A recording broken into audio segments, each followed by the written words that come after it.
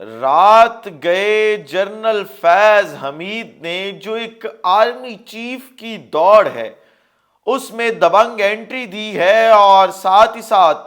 General Raheel Sharif جو ہیں، جو اس ملک کے سابق چیف آف آرمی سٹاف تھے،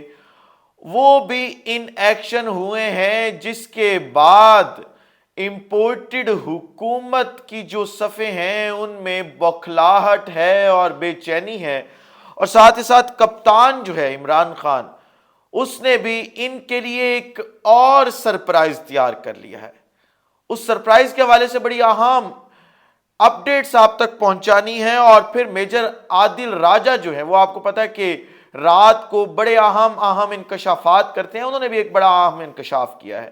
وہ کیا تفصیلات ہیں وہ بھی آپ کے سامنے رکھ دوں گا۔ بسم اللہ الرحمن الرحیم۔ السلام علیکم۔ اپنے فیس بک اور یوٹیوب چینل کے ساتھ میں ہوں رسین حیدر مزنان۔ سب سے پہلے آپ کو اپنے اس چینل پر خوش آمدید کہوں گا۔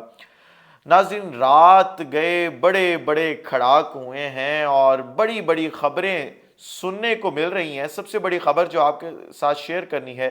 وہ جنرل فیض حمید کے حوالے سے ہے۔ وہ جنرل فیض حمید جسے تمام لوگ مل کر آرمی چیف کی دوڑ سے باہر کرنا چاہ رہے تھے، اس نے دوبارہ آرمی چیف کی جو دوڑ ہے اس میں دبنگ انٹری دی ہے،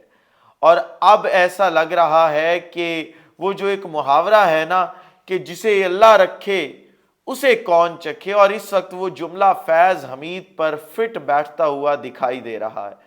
یہ خبر آپ تک پہنچانے سے پہلے میں دو تین اور اہم خبریں جو ہیں وہ آپ تک پہنچا دیتا ہوں۔ سب سے پہلی خبر جو ہے وہ عمران خان صاحب کے حوالے سے آپ کے ساتھ شیئر کروں گا، اور وہ یہ ہے کہ آپ کو پتا ہے کہ عمران خان اس وقت انٹرنیشنل میڈیا اور اخبارات جو ہیں جتنے بھی، ان کو انٹرویوز دے رہے ہیں، اور ان کے انٹرویوز میں سے مختلف چنکس نکال کر یہ جو انہوں نے کرائے کے ٹٹو بٹھائے ہوئے ہیں وہ تنقید کرتے ہیں عمران خان پر، اور کہتے ہیں جی دیکھیں یو ٹرن لے لیا، یہ کر دیا، وہ کر دیا۔ اور مسئلہ ان کا یہ ہے کہ ان کو دراصل جو ہے وہ انگریزی سمجھ نہیں آتی، ان کی انگریزی کمزور ہے، اور اس انگریزی کمزور ہونے کی وجہ سے یہ بات کو ٹھیک طریقے سے سمجھ نہیں پاتے، جس کے بعد یہ عمران خان کے اوپر جتنی بھی پٹواری بریگیڈ ہے یہ تنقید کرنا شروع کر دیتی ہے۔ کپتان نے ان کو آزمانے کے لیے ایک اور امریکی اخبار کو انٹرویو دیا ہے، اور یہ سرپرائز ہے۔ ابھی تک آپ کے ساتھ یہ خبر آپ کی آنکھوں کے آگے سے نہیں گزری ہوگی، میں آپ تک یہ خبر پہنچا رہا ہوں کہ کپتان نے ایک امریکی اخبار کو انٹرویو دیا ہے۔ اس کا نام میں ریویل اس وقت نہیں کر سکتا، لیکن میں آپ کو وہ انٹرویو جو ہے اس کے حوالے سے اتنا بتا دوں کہ اس کے اندر جس قسم کی گفتگو ہوئی ہے، میں پہلے ان تمام لوگوں کو یہ ریکویسٹ کروں گا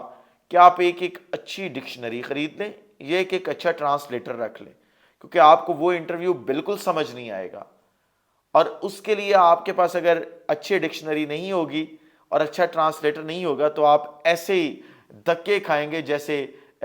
جب سے عمران خان پہ حملہ ہوا اور وہ انٹرنیشنل میڈیا کے اوپر جو ہے وہ انٹرویوز دے رہا ہے، آپ تب سے کھا رہے ہیں۔ اگلی خبر میجر عادل راجہ صاحب کے حوالے سے، اور میجر عادل راجہ صاحب نے ایک بڑا اہم ٹویٹ کیا، آپ اپنی سکرین کے اوپر اس وقت وہ دیکھ سکتے ہیں۔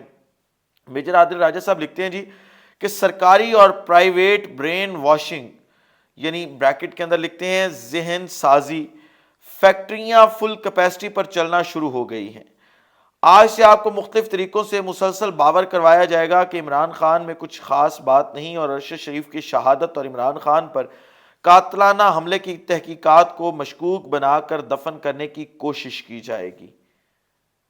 مطلب یہ ہوا کہ جو بھی لوگ ہیں ان تمام چیزوں کے پیچھے، عادل راجہ صاحب یہ کہنا چاہ رہے ہیں کہ وہ اب ایک بیانیہ بنانے کی کوشش کر رہے ہیں۔ بیانیہ جن لوگوں کی مدد سے وہ بنانے کی کوشش کر رہے ہیں وہ آپ کو پتہ ہے کہ وہ سیٹھ کا جو میڈیا ہے، سیٹھ کا میڈیا، اس کے ذریعے یہ پورے کا پورا بیانیہ بنانے کی جو ہے وہ کوشش کی جائے گی، اور آپ ذرا یہ دیکھیں کہ اس کے اندر جو ہے وہ فیکٹس کو جو ہے وہ چینج کیا جائے گا، فیکٹس کو مولڈ کیا جائے گا، فیکٹس جتنے بھی ہیں یا جتنے بھی ایویڈنسز ہیں ان کو نقصان پہنچانے کی کوشش کی جائے گی، تاکہ یہ کیسز دونوں ہمیشہ کے لیے دفن ہو جائیں اور ان کا کوئی فیصلہ نہ ہو۔ اب نظر آپ نے یہ رکھنی ہے کہ وہ جو پروپیگنڈا سیٹ کے میڈیا کے تھرو کروایا جائے گا وہ کہیں کامیاب نہ ہو جائے اور کہیں ارشد شریف کا خون جو ہے وہ نظر انداز نہ ہو جائے۔ اگلی خبر آپ کے ساتھ شیئر کر دیتا ہوں، اور سب سے بڑی اور اہم خبر ہے، اور وہ یہ ہے کہ آپ کو میں نے بتایا تھا کہ عاصم منیر کے حوالے سے اور وہ تمام چیزیں جو تھیں، اور سعودی عرب جس طریقے سے اس پوری اپوائنٹمنٹ کے اوپر جو ہے وہ تحفظات رکھتا ہے، اور ساتھ ہی ساتھ وہ ہمارے جو دوست ممالک ہیں وہ یہی چاہتے ہیں کہ کسی طریقے سے پاکستان کے اندر پولیٹیکل سٹیبلٹی آئے، اور پولیٹیکل سٹیبلٹی کے ساتھ جو ہے وہ الیکشن ہو، اور اس کا حل واحد free and fair fresh election نظر آ رہا ہے۔ اور اب یہ کہا گیا ہے کہ اگر آپ الیکشن کروانا چاہتے ہیں تو ہم آپ کو ایک ایسے شخص کا نام دیتے ہیں جس کے اوپر تمام سیاسی جماعتیں جو ہے وہ رضامند ہو جائیں گی، اور اسے آپ اگلا جو ہے وہ عبوری وزیر اعظم جسے کہتے ہیں آپ کیئر ٹیکر وزیر اعظم وہ لگائیں۔ وہ کیئر ٹیکر وزیر اعظم جو ہوگا وہ الیکشن کروائے گا، اور اگلی حکومت جو بھی ہوگی اسے اختیارات جو ہیں وہ ٹرانسفر کر دینے گا۔ وہ جو شخص ہے وہ جنرل رحیل شریف ہیں، اور ان کے حوالے سے یہ کہا جا رہا ہے کہ آپ ان کا نام جو ہے وہ کنسیڈر کریں اگلے جو کیئر ٹیکر گورنمنٹ ہے اس کے وزیر اعظم کے لیے۔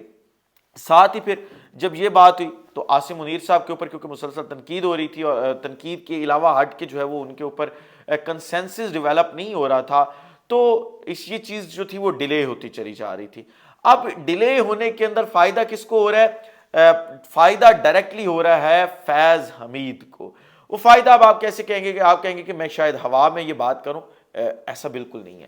اب میں آپ کے سامنے جو چیز رکھنے جا رہا ہوں اس سے آپ کو اندازہ ہوگا کہ کس طریقے سے فیض حمید نے دبنگ انٹری واپس گیم میں دی ہے، کیونکہ اس وقت 5 سینئر موسٹ جو جنرلز تھے ان کے اندر فیض حمید جو تھے وہ آخری نمبر پہ تھے، اور عاصم منیر پہلے نمبر پہ تھے۔ ان کے ساتھ پھر اظہر عباس، نعمان، اور پھر جو ہے وہ شمشاد مرزا جو ہیں وہ یہ 5 کے 5 نام تھے۔ فیض حمید آخری نام تھے اور عاصم منیر پہلے نام تھے۔ اب مسئلہ یہ آ رہا ہے کہ جنرل باجوہ ریٹائر ہو رہے ہیں 29 نومبر کو، اور عاصم منیر ریٹائر ہو رہے ہیں 27 نومبر کو۔ اب وہ جو 2 دن کا مسئلہ ہے وہ بھی ایک بہت بڑا ایشو ہے۔ ساتھ ہی ایک اور چیز میں آپ کو بتا دیتا ہوں، اور وہ یہ ہے کہ جو میجر نعمان ہیں وہ بھی 20 کے بعد ریٹائر ہونے جا رہے ہیں۔ مطلب وہ جو 5 کا ہندسہ تھا اس میں سے 2 لوگ آٹومیٹیکلی اپنی مدت ملازمت پوری کر کے آؤٹ ہو رہے ہیں۔ پیچھے 3 لوگ رہ گئے، کون کون؟ شمشاد مرزا، جنرل اظہر عباس، اور تیسرا جنرل فیض حمید۔ یہ 3 نام پیچھے جو ہے وہ رہ جاتے ہیں۔ آٹومیٹیکلی وہ شخص جس کو یہ گیم سے باہر رکھنے کی کوشش کر رہے تھے وہ گیم میں واپس آ چکا ہے۔ اب 2 نیچے سے کون سے نام آتے ہیں، جیسے وہ نام ان کی اپڈیٹ آئے گی وہ میں آپ تک پہنچاؤں گا، لیکن اس وقت تک جتنی بھی اپڈیٹس تھیں وہ میں نے آپ تک پہنچا دی ہیں۔ اور اس وقت میں آپ کو